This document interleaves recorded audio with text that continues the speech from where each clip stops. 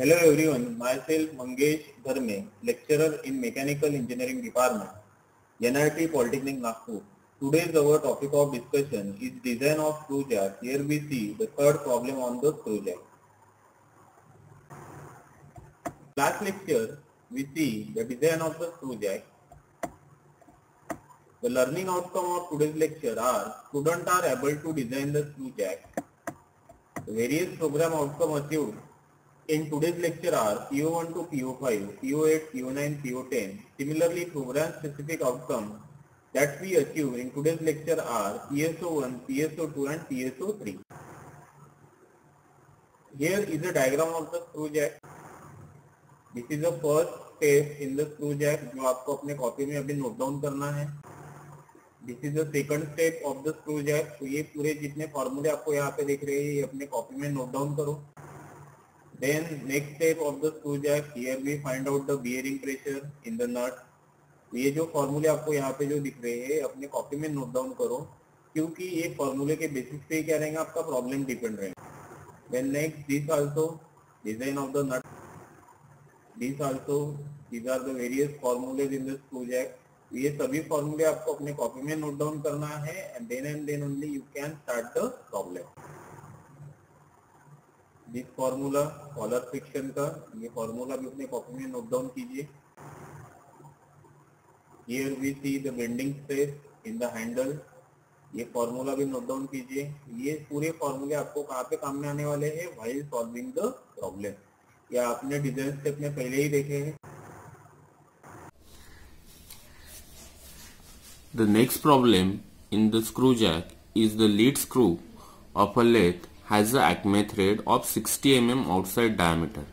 मतलब आपको यहाँ पे क्या दिया है जो थ्रेड यूज हो रही है लीड स्क्रू ऑफ लेथ में वो कौन सी हो रही है एक्मे थ्रेड जिसका आउटसाइड डायमीटर कितना है 60 mm. तो मैं यहाँ पे लिखूंगा D0 is equal to 60 mm and 8 mm pitch. मतलब वो थ्रेड का पिच कितना गिवन है आपको P is equal to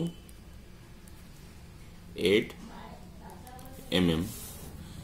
It supplies drive to the tool carriage which receive an axial force of 300 kg. मतलब जो लोड एक्ट हो रहा है वो कितना एक्ट हो रहा है यहाँ पे 300 kg. तो 300 इंटू 9.81 तो इट इज नियरली अबाउट 10. तो ये कितना होगा 3000 newton. Why? Because we converted this kg into the Newton. Means multiply this 300 by 9.81. That's why 3000 Newton. मतलब उस पे लोड कितना एक्ट हो रहा है 3000 Newton. A collar bearing with a diameter 12 and 6 centimeter is provided to take up the thrust. मतलब जो collar bearing लगाया है मैंने आपको डिजाइन के वक्त बताया था ये उसका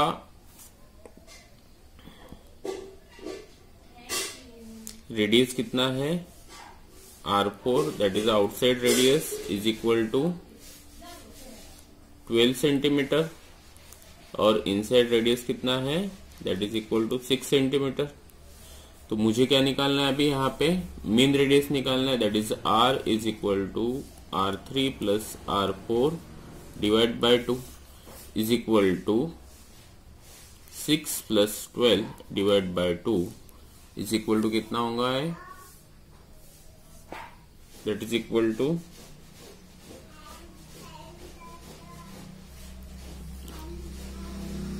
सॉरी ये क्या है इसका डायमीटर दिया है. मतलब यहाँ पे रेडियस कितना होगा ये R4 is equal to 10 divide by 2 and R3 is equal to 6 divide by 2. मतलब मैं यहाँ पे कितना लिखूंगा दैट इज R3 कितना हो गया यहाँ पे 3 और R4 कितना हो गया यहाँ पे 6 plus 3 9 that is equal to 4.5 centimetre. मतलब R की वैल्यू कितनी आ गई यहाँ पे radius of the collar bearing that is equal to 45 mm.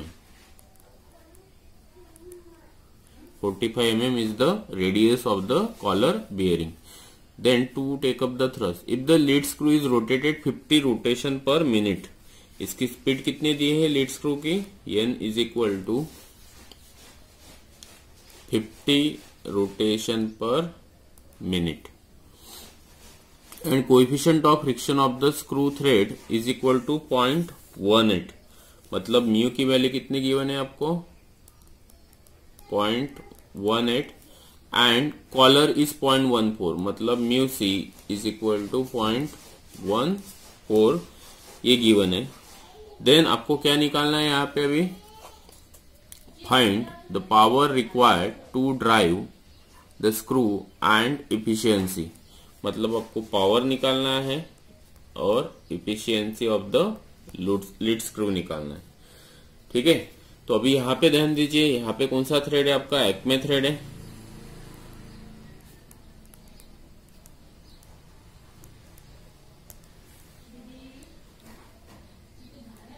Okay, that's why acme thread में जो एंगल रहता है 2 into beta is equal to, ये कितना रहता है आपका 29 डिग्री। एक्मे थ्रेड देखा होगा आपने, इस टाइप से रहता है। ओके, तो ये एंगल कितना रहता है, it is from here to here, ये रहता है आपका 29 डिग्री। लेकिन मुझे कौन सा एंगल होना अभी, एक्मे थ्रेड का ये एंगल होना। ओके, तो ये एंगल कितना रहेगा, that is equal to beta is equal to रहता है ये 14.5 डिग्री। Okay, that is a very important step in this problem. अगर आपको एक्मे थ्रेड का प्रॉब्लम आता है तो this is a very important step, because यही पे क्या होगा, आपका कंफ्यूजन होगा। Then next, coefficient of friction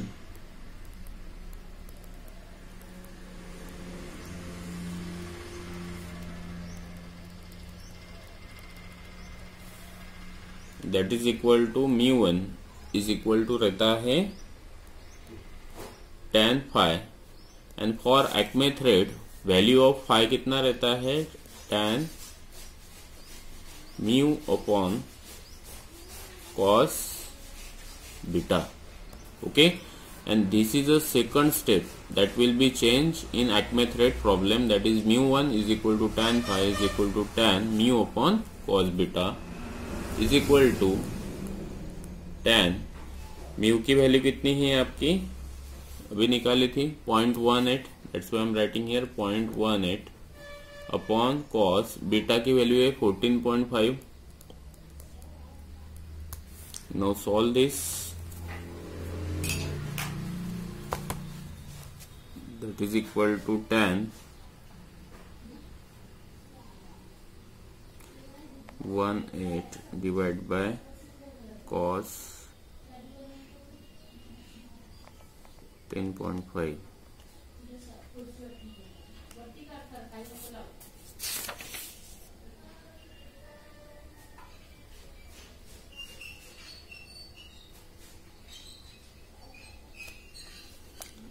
shift of tan inverse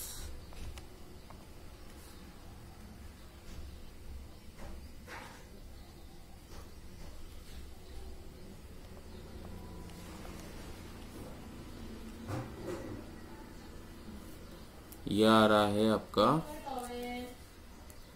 10.5322 degree. तो यहाँ पे ध्यान दीजिए, ये जो फाई है, तो ये जो वैल्यू है यहाँ पे that is equal to tan inverse, because μ1 की वैल्यू कितनी है यहाँ पे, mu upon cos beta, that is only change here, that is the not value of the phi, that is the value of μ1 is equal to tan inverse mu upon cos beta. That's why I'm writing here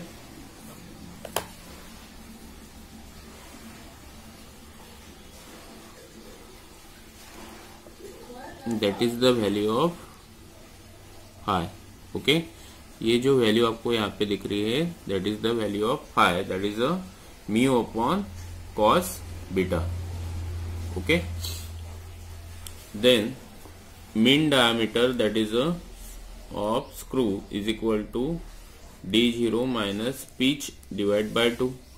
okay, तो यहाँ पे d0 की जो value given है, आपको कितना given है यहाँ पे 60 mm है, that's why I am writing here 60 minus p कितना है यहाँ पे 8 mm दिया है, that's why 8 divide by 2 is equal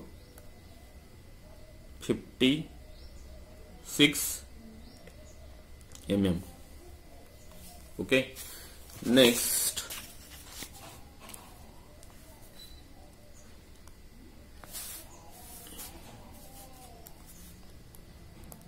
helix angle alpha is equal to tan inverse pitch upon pi d is equal to tan inverse 8 upon pi into 56 is equal to, तो यहाँ पे इसकी वैल्यू निकाली अभी, shift of tan inverse 8 upon shift of pi into 56 that is equal to 2.60 degree. ये कितना आ रहा है आपका अल्फा? 2.60 डिग्री।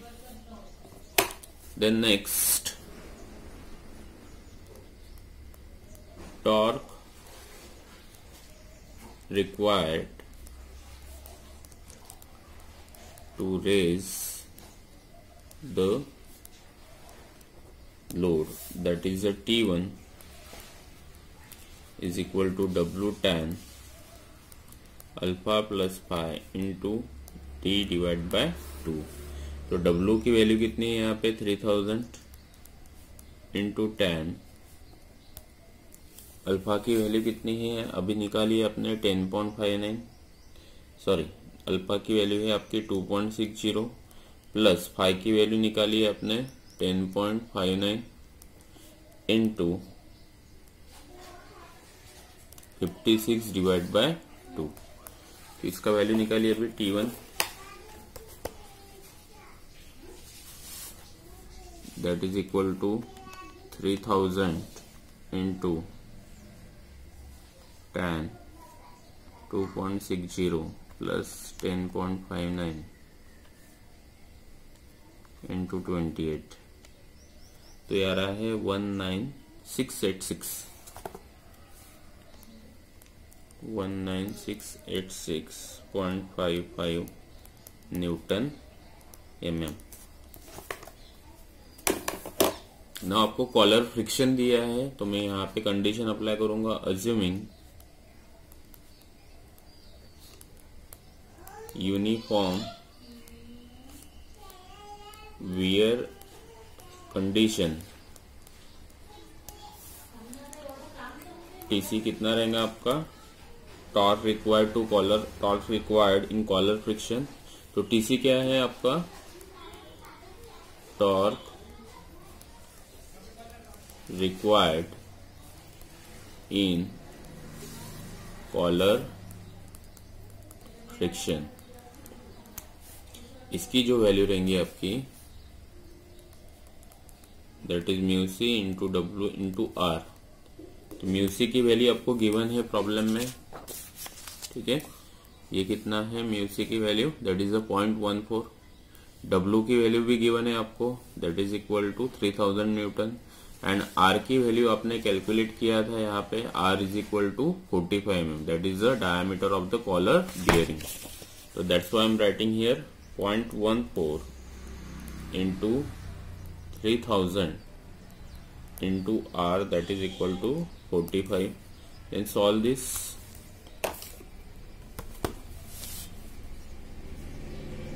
तो 0.14 into 3000 into 45, that is 18900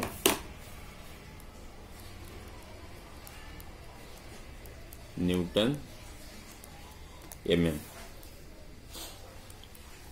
Hence total torque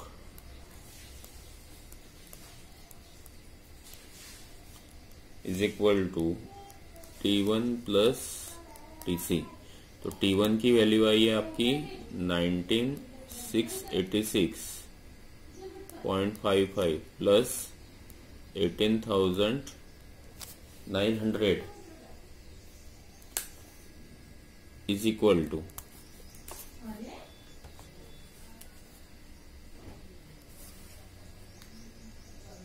plus 19686.55 तो ये आ रहा है 38,586। कितना आ रहा है ये? 38,586.55 न्यूटन mm।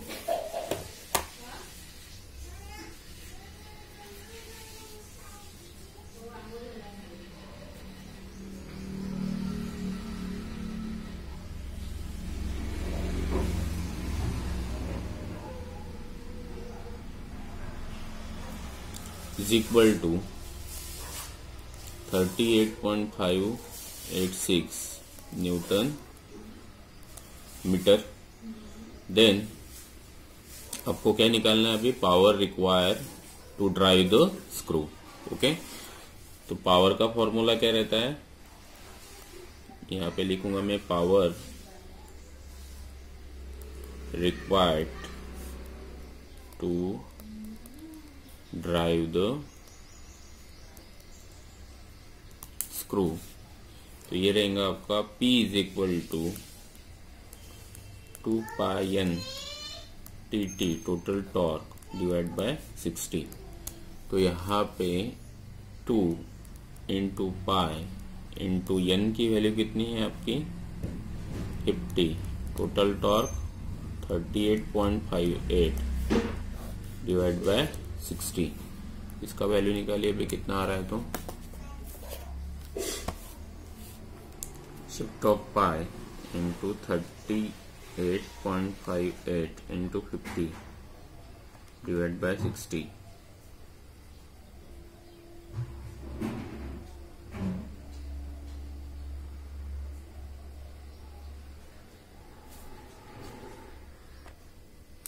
यहाँ पे देखिए जो पावर आ रहा है आपका 2π डिवाइड बाय 60। तो ये जो पावर रहेगा किस में रहेगा? वैट में। इसको कन्वर्ट कीजिए 0.202 इंटू किलोवाट। तो यहाँ से हमेशा आपको टॉर्क किस में लेना है? In the newton metre. Okay, तो आपका पावर किस में आएगा? वैट में आएगा। ओके, तो that is equal to 0.202 kilowatt. Then आपको कैलकुलेट करना है यहाँ पे efficiency. The efficiency of the screw कितना रहेगा? tan alpha upon tan alpha plus 5। तो अल्फा की वैल्यू आपने ऑलरेडी कैलकुलेट की, that is tan 2.60 divide by tan 2.60 plus 10.59 is equal to 0.1937। तो ये इफिशियंसी कितनी रहेंगी? 19.37%। ओके, तो अभी इस प्रॉब्लम में आपने एक चेंज देखा है, that is 2 beta is equal to 29 degree. Beta is equal to आपने कैलकुलेट किया 14.5 degree. Then μ1 is equal to tan phi, और फाइ की वैल्यू कितनी है आपकी? tan inverse mu upon cos beta, because μ1 की वैल्यू कितनी रहती है? Mu upon cos beta. That's why phi की value tan inverse 0.18 upon cos 14.5। Okay, तो that is the one change here. These two change are the main change in this problem when आपको problem में कौन सा thread दिया है? यहाँ पे एक्मे थ्रेड दिया है। Then overall problem is the same जैसे आपने पहले स्क्रू जैक के किए, बट दैट चेंज आपको रिमेम्बर रखना है while solving this type of a problem. So this is all about this problem. In next lecture we see the next problem. The unit outcome achieved in today's lecture are: recommend a power screw for suitable fastener for different applications. Summary of today's lecture: today we see how to design the screw jack. The various program outcome achieved in today's lecture are: PO1 because here we are getting the basic knowledge, PO2 because discipline knowledge, PO3, PO4, PO5, similarly PO8, PO9 and PO10. PSO1 because here we are using the different software like CATIA and ANSYS for analyzing the screw jack stresses. PSO2 and PSO3 because here we are applying the screw jack in various applications of the mechanical engineering. The lead screw of lathe has the acme thread of 60 mm outside diameter, 60 mm outside diameter and 8 mm pitch. It supplies drive to the carriage which requires an axial force of 300 kg. A collar bearing with diameter 12 and 6 cm is provided to take up the thrust. If the lead screw rotated at 50 rotation per minute and coefficient of friction for the screw thread is equal to 0.18 and collar is 0.14. Find the power required to drive the screw and its efficiency.